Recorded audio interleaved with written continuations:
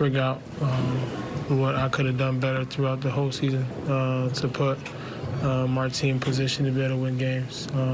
That's all I look at and figure out how I can be better, coming back and how I could have did better to help us win the game.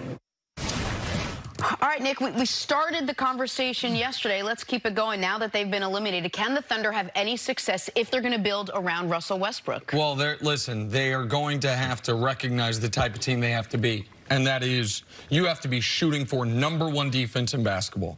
Not top 5, not top 8, #1 defense in basketball, because your offense is going to be inefficient with him using up the number of possessions he does unless he comes back next year committing, I'm not shooting threes, or I have learned how to shoot threes. Your offense is going to be limited. Well, where are they on defense this year? Well, they were a top 10 defense this year. They were even better defensively last year. And last year they had Andre Roberson. Now Roberson, who is one of the best defensive players in basketball, he missed the entirety of this season. So that hurts them. They get him back next year theoretically. But see, they got no reinforcements coming. Nope. Just next year, $38 million for Russ, $15 million for Schroeder, $10 million for Roberson, $35 million for Paul George, $9 million for Jeremy Grant, $26 million for Steven Adams.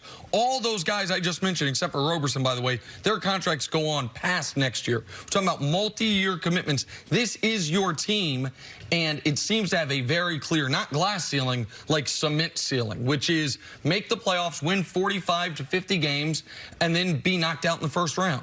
Yeah, this is a tough. They got no money. No money. And how do you find some of these fill-in guys that you would try to find?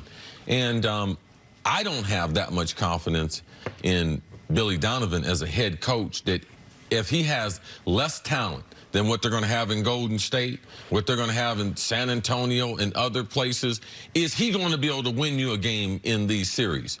Because you made the decision once KD left that you're trying to build around Russ.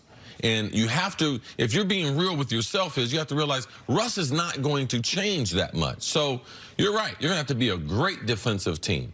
And how do you win games on the road in NBA playoff games? Because Russ is 0 for 8 since KD has left in road playoff games. So you're not going to be able to shoot your way out of it. You're going to have to be able to suffocate teams and be able to stop them from being able to score the basketball. So you have to still try to find some guys for minimum salaries, 3-and-D guys who can shoot it and defend it, and try to mesh in when Roberson comes back. And you hope that Roberson doesn't get hurt again, because he's been hurt 2 out of the last 3 seasons, and I don't believe he's the type of player that they're Roberson away from a championship. Totally, I 100% agree with that. Is this a Russell Westbrook problem, or is this a Billy Donovan problem? Can you coach your way around the talent that you have in Russell Westbrook? Billy Donovan might end up getting fired. I don't know that Billy Donovan's a great coach. I don't put this series on him. I don't put this season on him. But what Billy Donovan has on his NBA resume is now the following. His first year as a coach, you're up 3-1 in the Western Conference Finals, and you blow a 3-1 lead,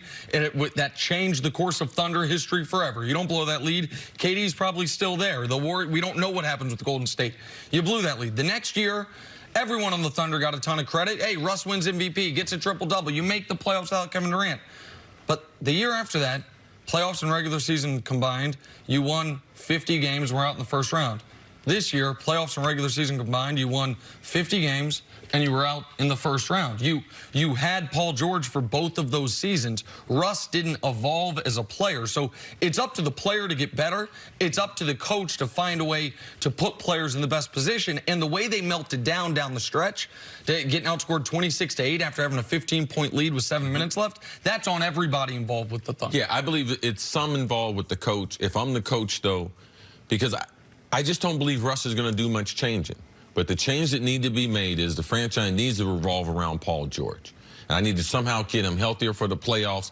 Let's not forget, George didn't play well in the playoffs, but justifiably, he did have a bad shoulder injury. He was spectacular the first 2/3 of the season. So for me, if I'm the franchise, all right, Paul George is going to be the guy. And when I start getting in games like this, I'm going to lean on him more, because it's easier, too, when your leader is a two-way player compared to being the way Russ plays the game. I totally agree with that philosophy. The problem for the Thunder is, even if Paul George is totally healthy and they do that, when we saw a better Russ than right now be the second best player on a team with a better star player than Paul George and Kevin Durant, and that team wasn't good enough. Right. And so would this version be good enough? No, it wouldn't be. All right, we've got to take a break. Coming up later in the show, Ohio State's Dwayne